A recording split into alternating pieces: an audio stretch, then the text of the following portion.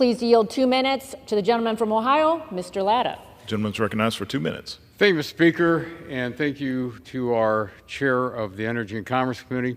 I rise in support of H.R. 1435, the Preserving Choice in Vehicle Purchase Act, which is legislation I co-led.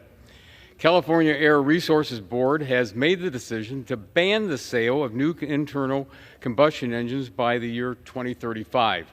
This action is a major component in the state's radical climate agenda that is being forced on their citizens.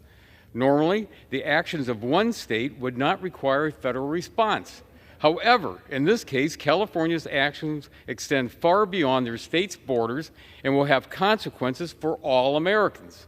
This is because 17 other states follow California standards representing 40% of the nation's car market.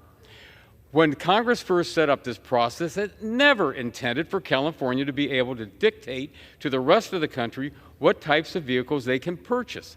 Instead, Congress wanted to give California additional tools to combat smog levels.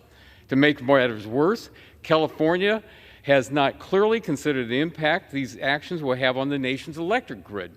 As officials from the DOE and FERC confirmed to me this week, we are going to need more power, not less power, in this country to meet consumer demand. If California's governor is already calling on his residents to conserve energy, how to avoid blackouts and brownouts, how in the world will the grid be able to handle the load with millions of additional electric cars? Additionally, the Biden administration is doing nothing to address the problem of assessing all the rare earth minerals that we need to manufacture an all-EV fleet. These materials are controlled by communist China, who will stand to reap the windfall of these policies.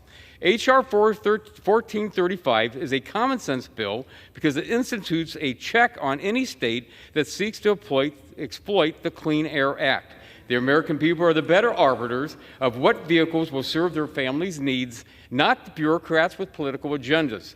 And let me be clear, this legislation does not prevent California from being able to obtain a waiver from the U.S. EPA to combat the smog issues, which was the original intent of the CAA.